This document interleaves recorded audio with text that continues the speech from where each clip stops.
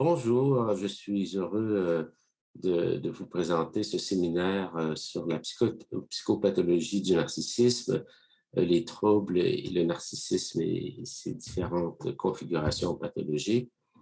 Euh, je, je suis professeur à l'Université Laval en psychologie clinique depuis plusieurs années, évidemment, et j'ai fait vraiment du trouble de la personnalité et de la personnalité normale aussi, mon champ d'intérêt et d'expertise, si je puis dire, à l'intérieur d'une approche généralement psychodynamique, mais évidemment là, ouverte à toutes les influences et tous les développements actuels qui sont, ma foi, très nombreux.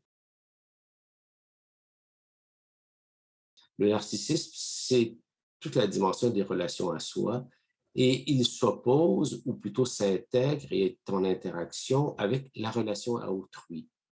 Euh, les deux sont indissociables, relation à soi, relation à autrui, et les deux fonctionnent dans une espèce d'interaction dynamique, se nourrissent l'un et l'autre, et c'était l'un et l'autre aussi. Le narcissisme est donc une dimension psychologique profonde, à la fois consciente et inconsciente, qui concerne la représentation complexe, affective et cognitive qu'on a chacun de soi.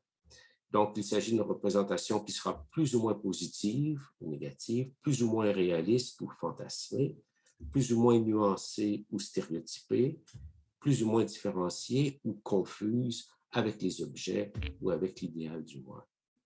Et comme l'a bien indiqué Pincus, cette relation à soi, évidemment, est toujours en interaction et se définit dans la relation avec autrui. L'un définit l'autre, l'un développe l'autre. Cette interaction-là avait déjà été bien positionnée par Freud dès 1914. On parle aujourd'hui donc d'un continuum du narcissisme, le continuum du narcissisme et de ses troubles. Donc, on reprend ici la vieille idée lancée d'ailleurs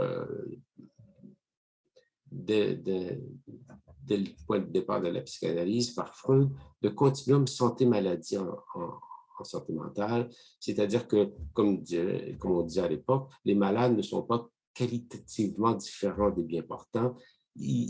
La différence entre la santé et la maladie est une différence de degré, d'équilibre, de dynamisme, mais des mêmes fonctions fondamentales qui sont communes à tous les êtres humains.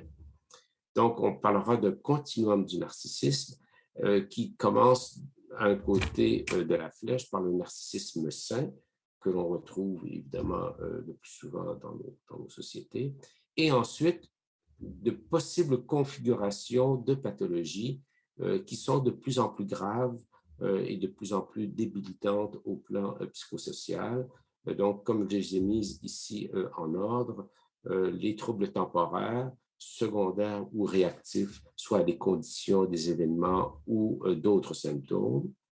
Et, atteinte plus importante, les troubles de personnalité spécifiques, soit un trouble de personnalité narcissique en soi et majoritaire ou fondamentale, et ou une atteinte du narcissisme liée à d'autres troubles de personnalité, TP, n'est-ce pas, l'abréviation pour troubles de personnalité.